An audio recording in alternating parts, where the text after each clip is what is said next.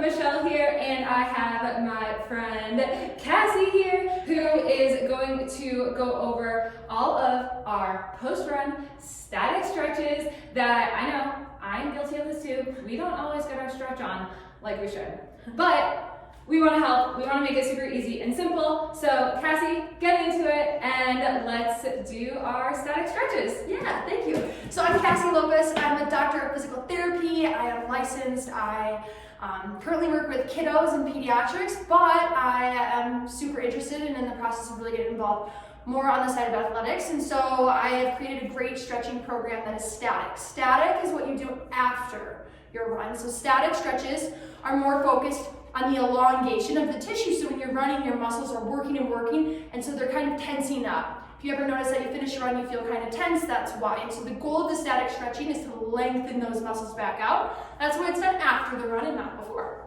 So I'm just gonna take you through a couple of them really quick. I like to note that for each stretch, you're gonna hold it for about 30 seconds. Then you're gonna take about a 20-second break. You don't have to time it, you can just count in your head.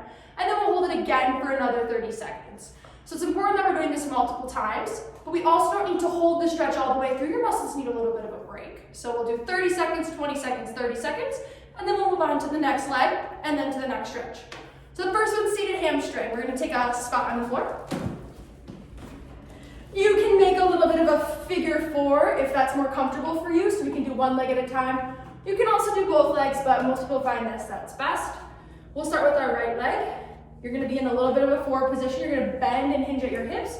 Reach down with your arm and then pull in until you feel kind of a stretch on the whole back side of that leg there. And you'll just hold this for that 30 seconds. When you're done, you'll do it again and then you'll switch legs to the other side, doing the same thing. Again, hinging at hips to your comfort level. Stretching should never be painful. If it's painful, you're doing it wrong, or you need to lay off and just ease into the stretch a little more. All right, next one is gonna be our calf stretch. So there's two parts to the calf stretch because there's two muscles to the calf, which most people don't know about. So we're gonna do this one in standing. We'll go over to the wall. When you're doing your calf stretch, the first one is gonna be with your back leg straight, and the second one is gonna be with your back leg bent. The reason we're doing this is that during the first one, we're actually stretching the gastroc. So the gastrocnemius is the full name of the muscle, kind of long and complicated. But the gastroc actually is the muscle that's on the outside, and then the soleus, little tiny word there, is the muscle on the inside. So then when we bend our leg, we're stretching the soleus muscle. Your goal is to try to keep the ankle flat on the ground the whole time, because if you bring your toe up like this, you might not quite stretch the right muscle and you might not feel it. So we're gonna do those for the same amount of time as the others. Then we're gonna go into hip flexor. So hip flexor stretch.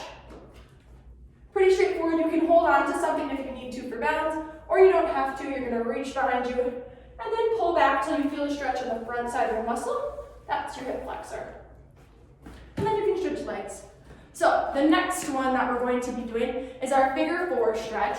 There's two different ways we can do this because it's gonna stretch two different muscles. The first one we're gonna do is gonna target our glutes, so we're gonna go all the way down to the floor.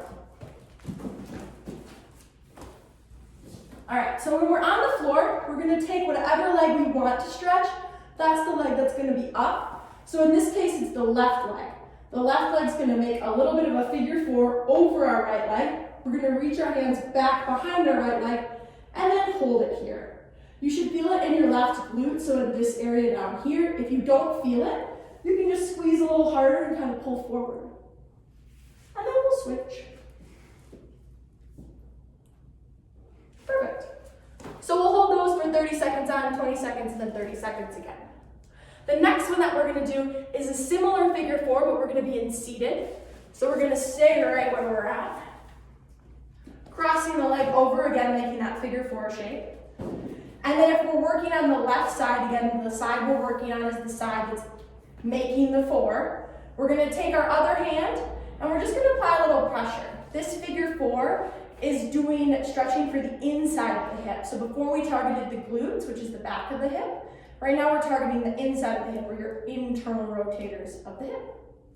And then you can switch and do the same thing. And then our next one's gonna be a side lunge. This is also a hip rotator stretch, but it's in standing. Some people find this more comfortable. So we'll hop on up, kind of get in a wide base stance. We'll do our left side first. This leg's gonna be straight. Your right side can be bent, whatever's comfortable for you. You're gonna reach down and grab your toes, making sure that you're feeling that stretch on the inside here. If you're not feeling that stretch, you might have to move to readjust. And then you're gonna walk it over to the other side and do this side for 30 seconds.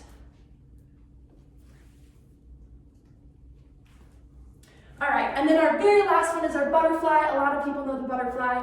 We're gonna pop down on the floor here for this one.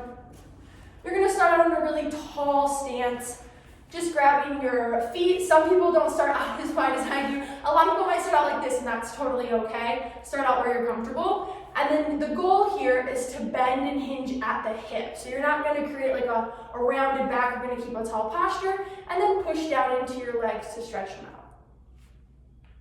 And that's it. Thank you so much. Alright girls, I hope that was super helpful. These are going to be static stretches that you do for after your run, and yeah, let us know if you have any questions.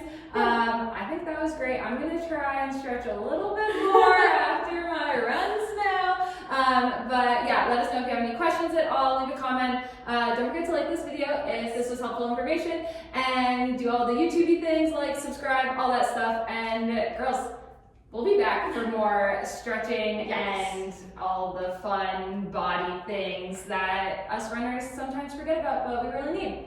So yeah, thank you so much, Cassie. And girls, we'll see you next time. Bye.